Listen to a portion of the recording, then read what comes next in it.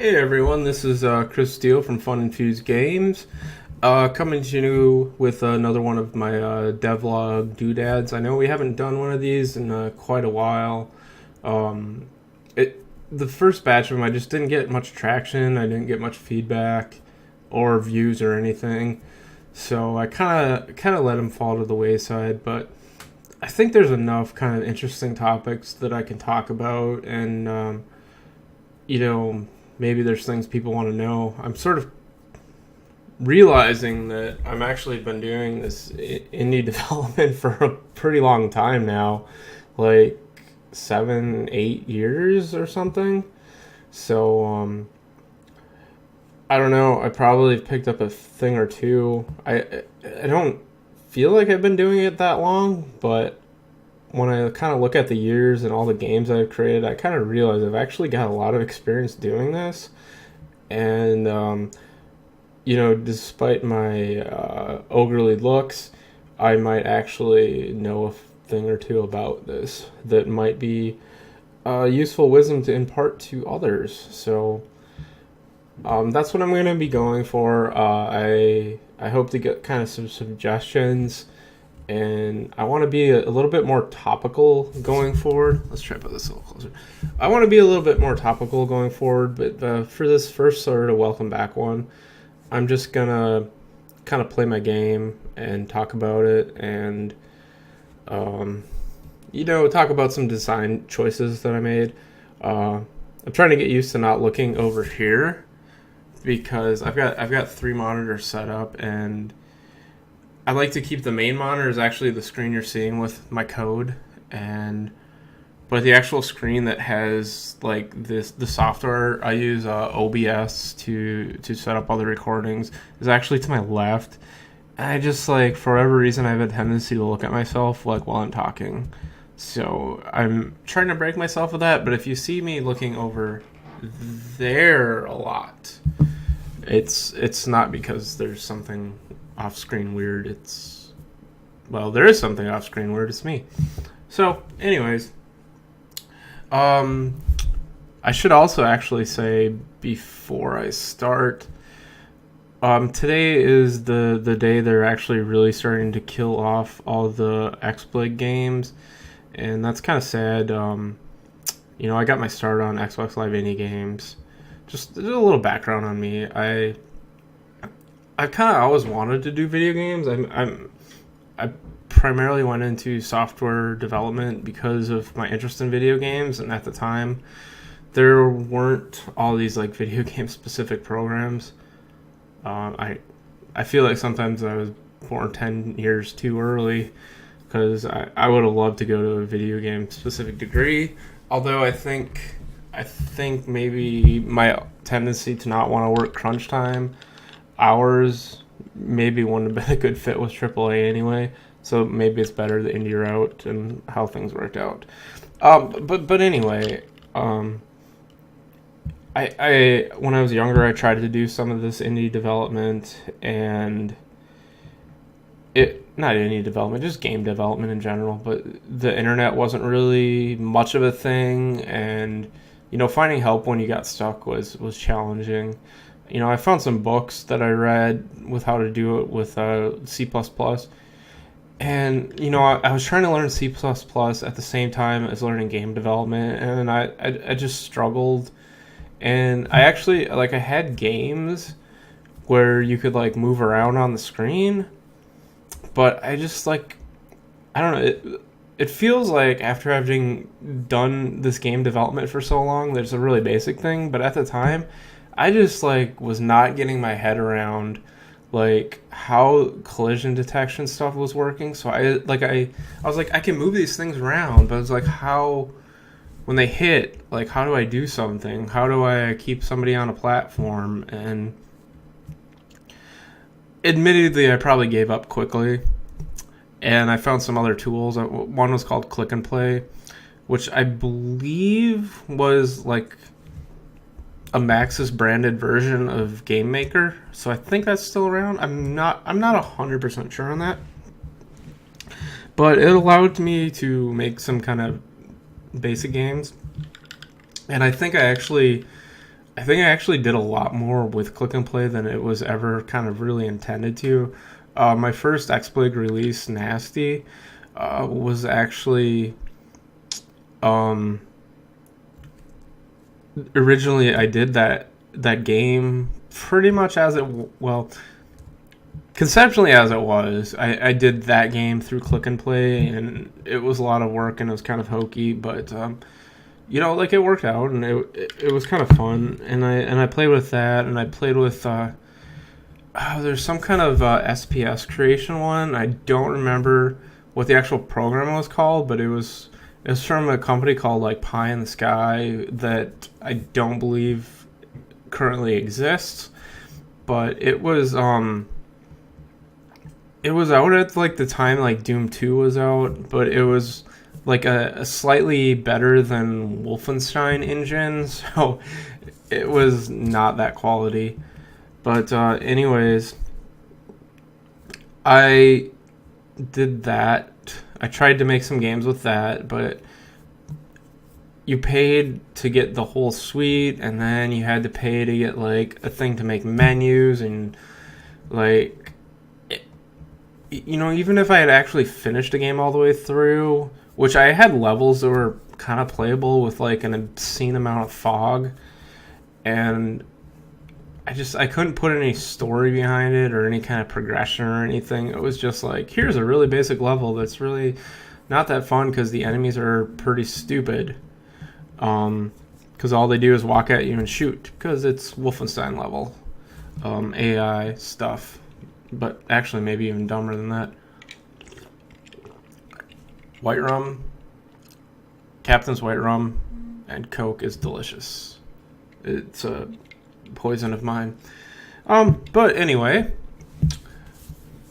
yeah, so I tried that for a while, and then I don't know, I think like sometime around high school happened, and I just sort of I got out of that.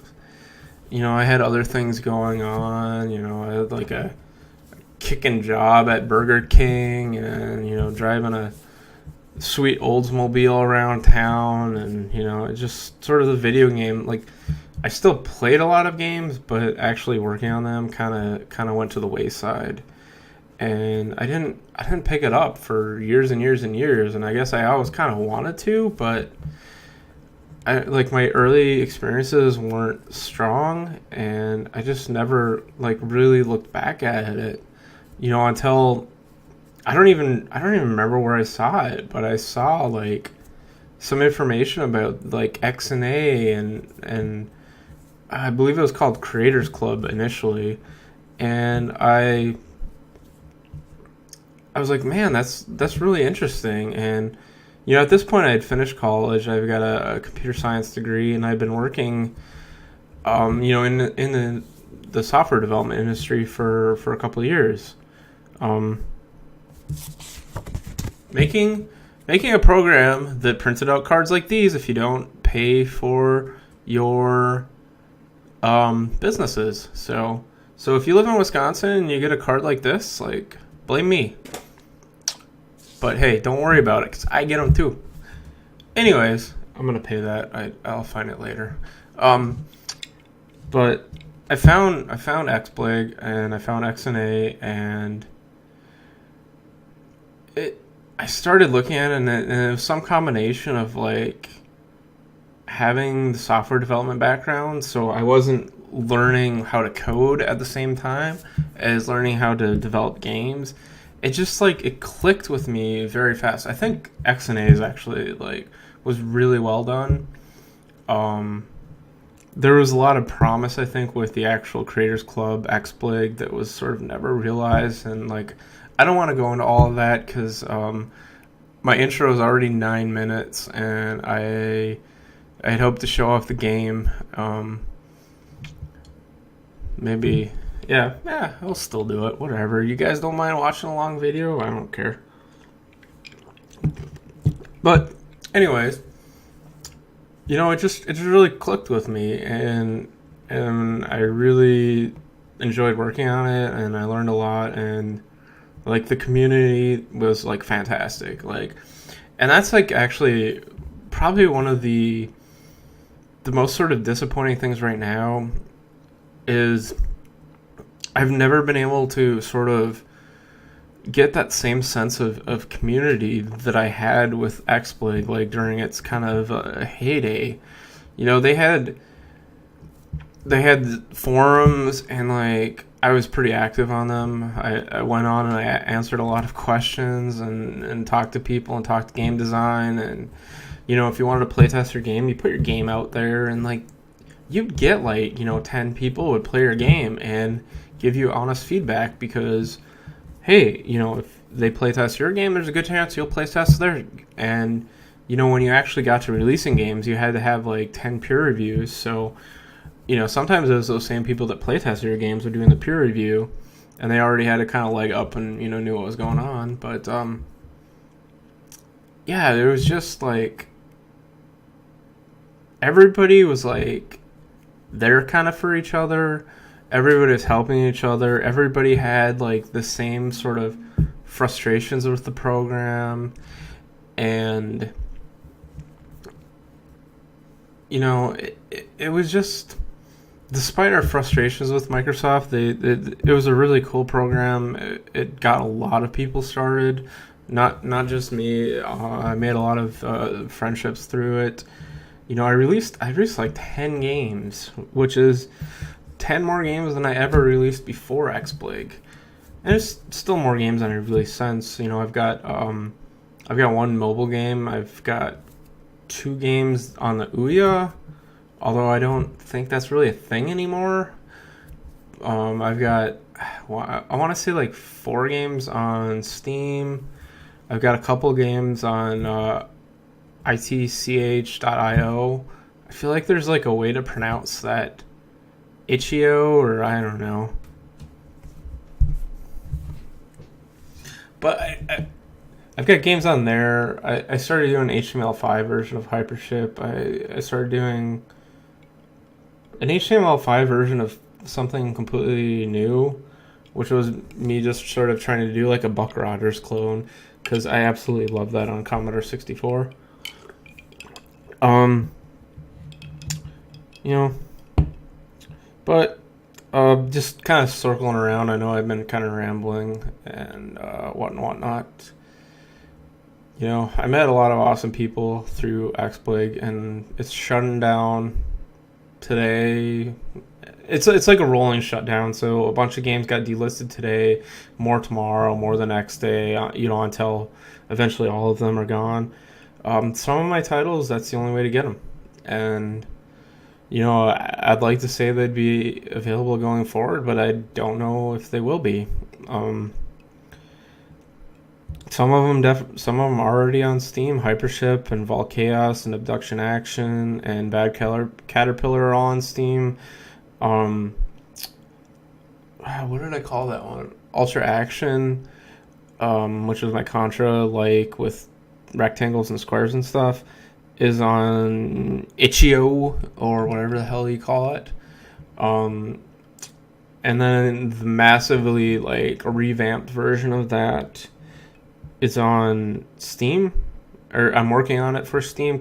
I called it Platinum Kill. I changed the name. I mean, it's a hugely different game. Like that, the original game I developed in about like a month and a half to 2 months. It was my last XBLIG release, and at that point, the platform, just people weren't looking at it, and it was horribly broken. You know, I mean, you want to hear something really, I don't know, kind of shitty about releasing at that point. Like, I wanted to pay Microsoft $100 to renew my membership, and the system was so broke they couldn't even take payments. So they just gave me a free membership. And then I released my game, and it released initially completely broken. Like, you could download it and it just wasn't playable. Like, it would crash the second that you launched it, and I couldn't get a hold of anybody to do anything about it. So you have the ability through their interface to take your game off of the service.